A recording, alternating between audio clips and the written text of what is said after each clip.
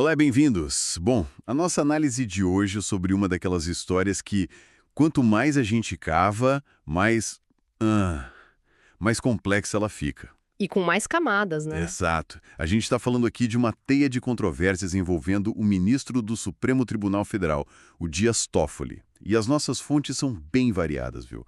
Temos aqui desde reportagens investigativas de Fôlego, passando por análises de juristas até, olha só, o texto na íntegra de um pedido de impeachment protocolado lá no Senado. É uma pilha de material considerável. E o desafio é justamente esse, né? Ligar as coisas. Perfeito. A nossa missão aqui hoje é tentar ligar os pontos.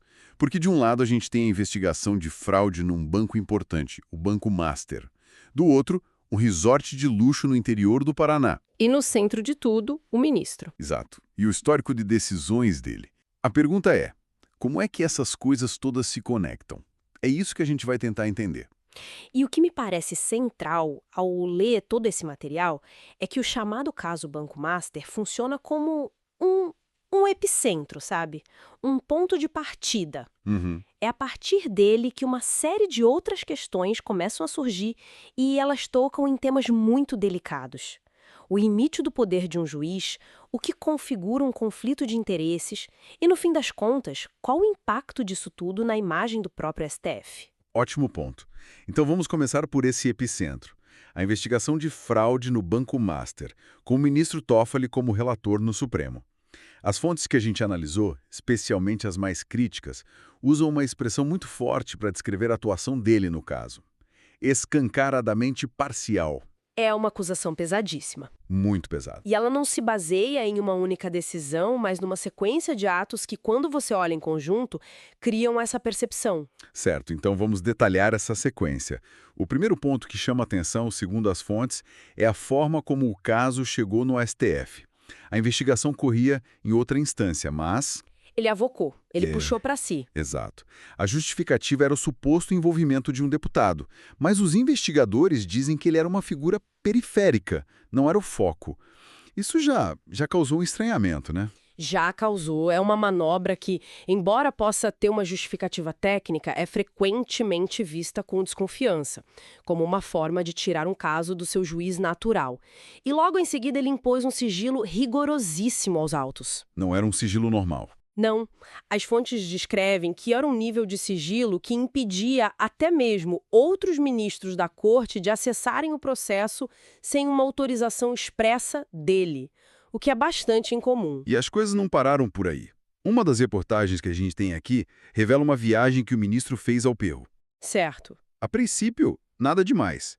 Mas o detalhe é que ele viajou num jato particular que pertence ao escritório de advocacia que defende um dos principais investigados no caso. E aí a gente entra numa área cinzenta. Não é ilegal, mas, sabe, acende um alerta sobre a proximidade entre o julgador e parte. A imparcialidade de um juiz exige um certo distanciamento.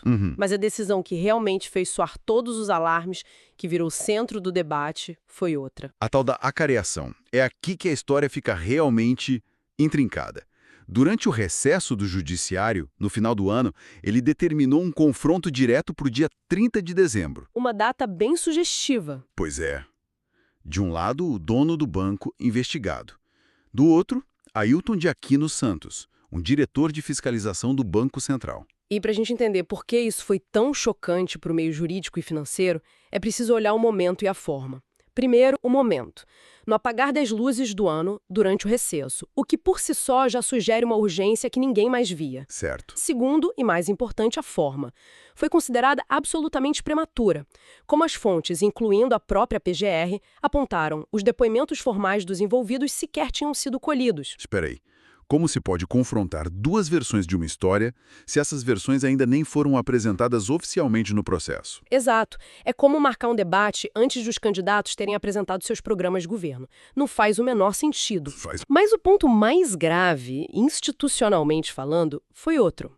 Ao colocar um diretor do Banco Central, o órgão regulador do sistema financeiro, no mesmo patamar de um investigado por fraude, a decisão passava uma mensagem terrível. Qual? Ela transformava o fiscalizador em suspeito. Uma das reportagens do jornal O Globo foi explícita ao dizer que essa era justamente a estratégia da defesa do banco: descredibilizar a investigação do Banco Central, pintando-a como uma perseguição. E a decisão de Toffoli, na prática, endossava essa tese. Na mosca. E qual foi a reação a isso? Imagino que não tenha sido silenciosa. Longe disso. Foi uma reação em cadeia e praticamente unânime. O próprio Banco Central protocolou uma petição questionando a decisão, falando em armadilhas processuais. Nossa. A Procuradoria-Geral da República, comandada pelo Paulo Gonet, se manifestou duramente contra, chamando o ato de prematuro. E o mais surpreendente, até a FEBRABAN, a Federação dos Bancos, que costuma ser super discreta, emitiu uma nota pública. A FEBRABAN. Sim, defendendo a autonomia e a integridade do trabalho do Banco Central. Foi um recado muito claro do mercado de que aquela linha não podia ser cruzada. Um coro de oposição vindo de todos os lados, então. E o que aconteceu com a decisão? Ele manteve? Não. Diante de toda essa pressão, o ministro acabou revogando a própria decisão. Voltou atrás. Só que, no direito e na política, um recuo desses nunca é visto como um simples ajuste, né?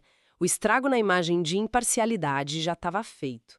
É aquela máxima clássica: a mulher de César não basta ser honesta, tem de parecer honesta. A percepção de parcialidade já tinha se instalado. E essa revogação acabou se tornando uma arma para os críticos, certo? Precisamente. No pedido de impeachment que a gente tem aqui protocolado por um grupo de senadores, a argumentação é muito direta. Eles dizem que a revogação não apaga o ato original. Pelo contrário. Pelo contrário. Ela funciona como uma espécie de confissão.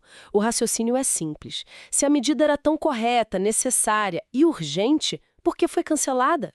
Para eles, a revogação é a prova de que o ato era, desde o início, indefensável. E quando parecia que a controvérsia sobre a condução do processo era o auge do problema, a história tomou um rumo bem mais pessoal, não é? É aí que entra em cena o tal resort. Sim, e essa é a grande virada na narrativa. A discussão sai do campo da interpretação de atos processuais, que pode ser subjetiva, e entra num terreno muito mais concreto e, para o ministro, perigoso. Entra em cena o Taiaiá.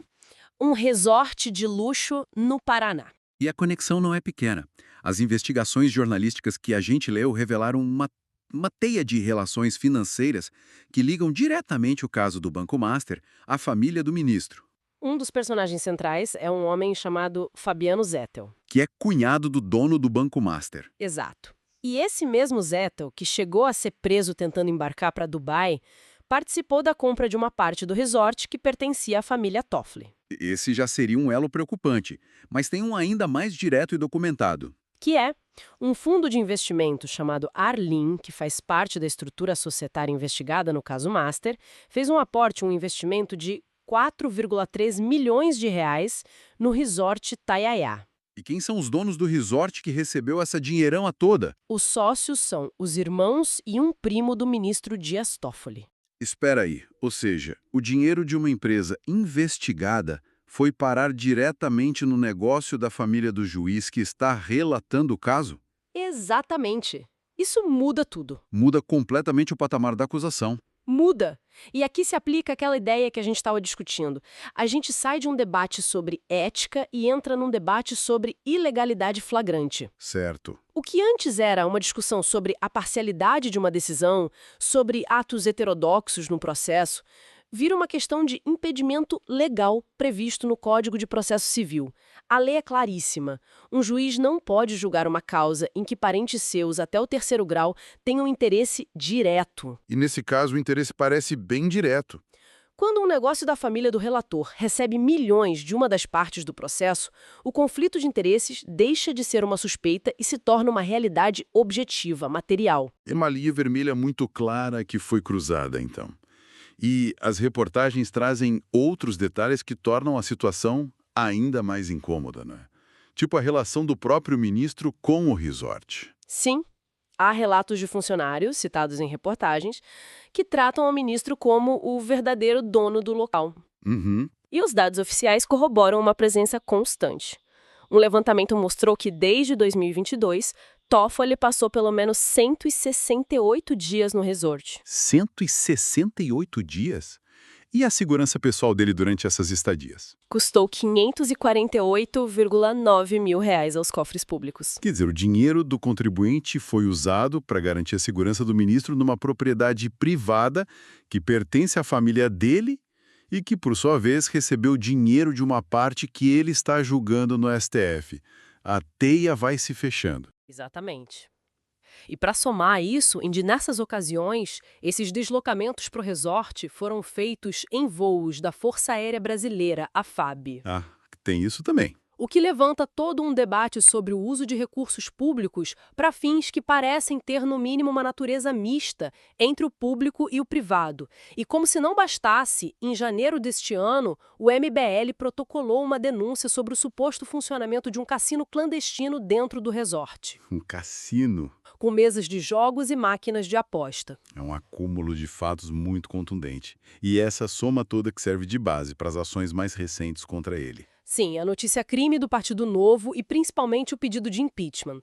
Esse pedido, assinado por senadores como Magno Malta e Damares Alves, ele é robusto justamente por conectar todos esses pontos. Ele não se baseia só na polêmica da cariação. Ele junta tudo. Ele junta a condução do processo, as ligações financeiras do resort e o histórico do ministro para construir a tese de que houve advocacia administrativa e uma conduta incompatível com a honra e o decoro do cargo. Isso me leva a uma outra questão. Esse escrutínio todo sobre o ministro Toffoli parece ter explodido agora, com o caso Master.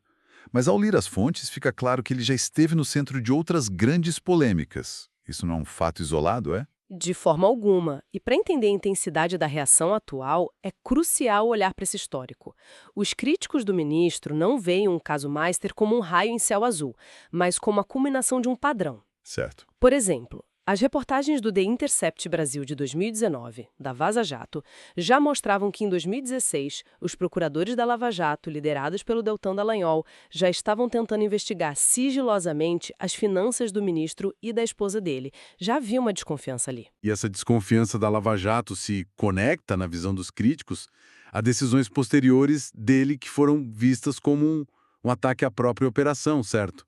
Exatamente. O exemplo mais emblemático citado em várias análises foi a decisão monocrática de 2023, em que ele, de uma só canetada, anulou todas as provas obtidas a partir do acordo de leniência da Odebrecht. A famosa decisão em que ele classificou a prisão do ex-presidente Lula como um dos maiores erros judiciários da história do país. Essa mesma foi uma decisão de impacto gigantesco. Gigantesco e internacional. Eu lembro de ter lido que a Transparência Internacional levou o caso à Organização dos Estados Americanos, a OEA. Sim, e a denúncia deles tinha uma frase muito forte. Eles argumentavam que a decisão de Toffoli não se limitava ao Brasil.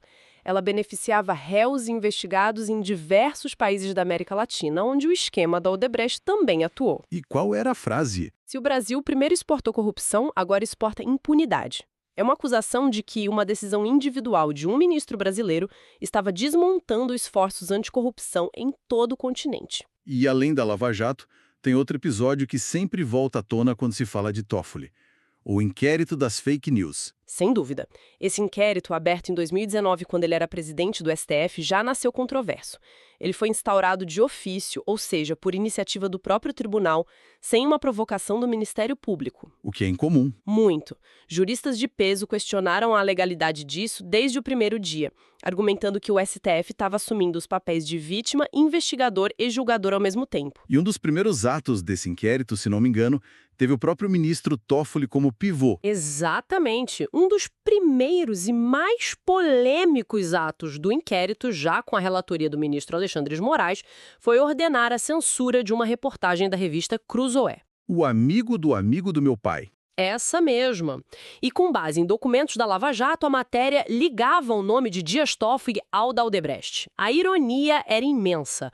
Um inquérito aberto pelo próprio Toffoli para supostamente defender a honra do tribunal Foi usado para censurar uma reportagem sobre ele mesmo. Pois é, a decisão acabou sendo revogada dias depois, mas o ato de censura prévia, partindo da mais alta corte do país, deixou uma marca indelével. E claro, os críticos sempre lembram do histórico dele antes do STF. Advogado do PT, indicação feita pelo ex-presidente Lula.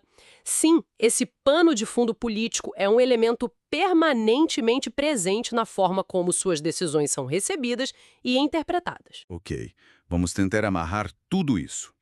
O que o conjunto das nossas fontes nos mostra é, primeiro, uma série de ações muito questionáveis na condução de um caso de fraude financeira de enorme repercussão. Segundo, conexões financeiras diretas comprovadas entre a família do ministro e os investigados nesse exato caso. Certo? E terceiro, um histórico de decisões polêmicas que, ao longo dos anos, o colocaram no olho do furacão dos grandes embates políticos e jurídicos do Brasil. A consequência direta desse acúmulo é que a pressão sobre ele agora é multifacetada. Vem de partidos políticos, de movimentos sociais e, mais formalmente, de um grupo de senadores que transformou essa insatisfação num pedido de impeachment muito bem documentado. E nos bastidores? As fontes de Brasília indicam que o desconforto é grande até mesmo dentro do próprio STF. Fala-se em encontrar uma saída honrosa, que seria o ministro se declarar suspeito e se afastar da relatoria. Mas, até agora, ele resiste. E isso nos leva à questão final, que talvez seja a mais importante. Para além do destino pessoal de um ministro, o que todo esse episódio revela sobre o nosso sistema de freios e contrapesos. Essa é a grande questão. A impressão que fica é que, quando um dos guardiões da Constituição é acusado de minar a confiança na própria instituição, o sistema parece ter dificuldade em reagir. Exatamente. Quem fiscaliza os fiscais? A Constituição prevê um mecanismo para isso, que é o processo de impeachment de ministros do STF conduzido pelo Senado. Mas o que as últimas décadas nos mostraram é que esse é um processo muito mais político do que jurídico. Depende da vontade política, então. Depende de uma vontade política imensa para ser levado adiante, algo raríssimo de se conseguir. Então a reflexão que fica é essa. Temos um sistema com um mecanismo de controle previsto, mas será que ele é, na prática, funcional no cenário de polarização e de interesses políticos cruzados que a gente vive hoje? E mais importante, o que acontece com a confiança do cidadão comum na justiça quando um acúmulo tão grande de controvérsias paira sobre um de seus membros mais poderosos, sem que haja uma resposta institucional clara e definitiva? É uma pergunta que fica no ar.